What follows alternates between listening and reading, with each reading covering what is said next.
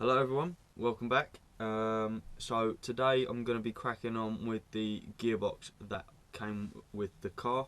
I literally have no clue the condition of this. So this is the gearbox. I've actually put it on top of the workbench. It's not as big as I thought. As you can see here, there is a lot of oil. I think whoever released the oil made a bit of a job of it. So that's everywhere. Just going to clean all that up. Down here inside the shafts area, there's a little bit of surface rust inside.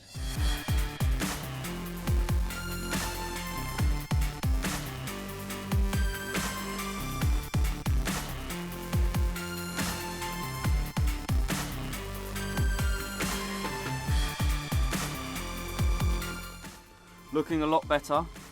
That is a before and after kind of shot. So you can just see how nice the gearbox comes up.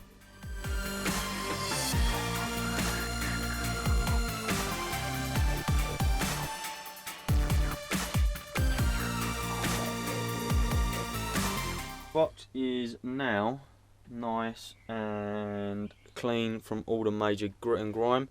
I've already kind of plugged all the holes, wrapped up anything and taped up anything like the sensors and stuff, and the release bearing there, arm.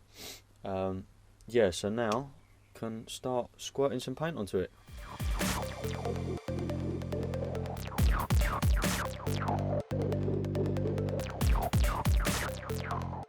Gearbox is now painted. I've taken off the clutch release fork and the clutch release bearing, which is over there. So that's a clutch release fork, clutch release bearing, and the new clutch release bearing that came with the new action clutch, stage 4 clutch. Talk about that when it comes to it. Yeah, so as you can see, notable differences. I mean, the bearing is absolutely shot. That shouldn't move that freely. That should have a little bit of drag on there, on here, like this one. Yeah, so now just going to install that one, bin that one, and reinstall the fork.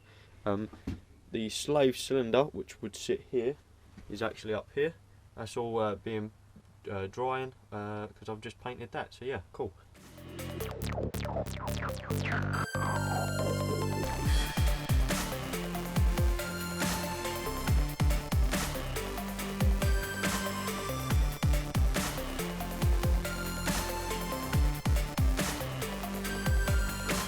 So I managed to put it on. As you can see, there's two little prongs there and there. You've got to fit them through the little gap. But when you've got like a very, very little working room in here, it makes it a little bit difficult. But yeah, so that's on, new bearing, and then fit the slave cylinder. I'll fit the boot now.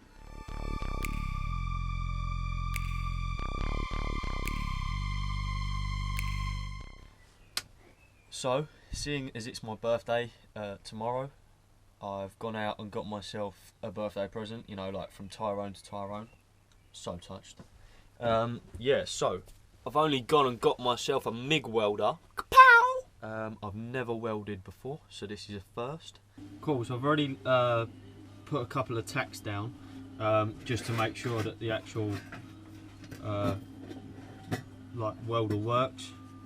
What I've done is these are galvanised nails, so I've just taken off the galvanised coating. I'm going to try basically tack these down and yeah, go from there. Cool.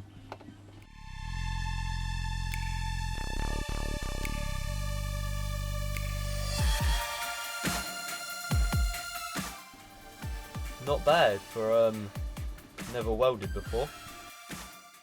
So yesterday the camera died as usual, nothing new on here. But yeah, I tapped the sump a couple of days ago, but thanks to my newfound skill of welding, I've welded on the temperature gauge fitting on the rear of the sump, which sits underneath the baffle, so I'll get a nice accurate reading for the oil temperature. I also fitted the turbo oil return feed. As you can see, I've placed it so that I can still get to the bolt holes down there. I ended up blowing a hole through here, hence why there's a little bit more slag build up. It is what it is. So now I'm gonna flat it down with a flapper disc on an angle grinder, get it ready for paint and clean it out. Sick. Cool, so the sump is now ground down, and I've degreased it completely from all the oil and all the other stuff that was in it. So now, time to give it a few coats of Wrinkle Plus.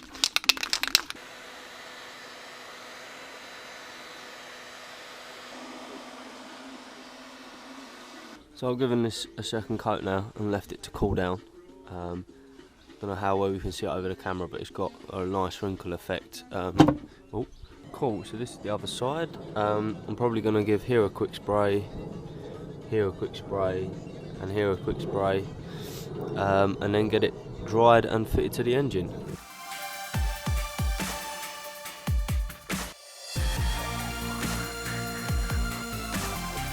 Cool, so sump's now on, all torqued up properly. What else? I've bunged up the temperature gauge spot for now, and then I'm going to try fit these gearbox support mounts. This one goes there, like that, and I've got to find the bolts for them. So yeah, that's next. Quick tip: if you're ever doing an engine swap, conversion, rebuild, whatever, don't do what I done and throw every single bolt that you take into a box, because now I can't remember what goes where.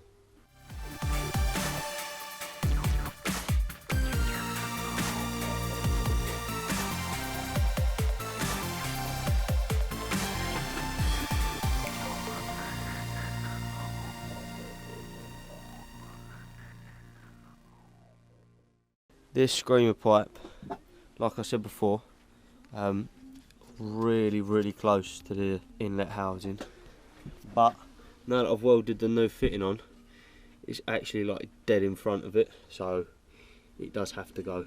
That's it for now. I've left the screamer pipe on. I'll take that off another time. Fitted the slave cylinder onto the gearbox very loosely because I'm going to tidy these bolts up. Yeah, so I've just got to fit the remaining brackets for the gearbox. That's done. Yeah, but for now, that is it.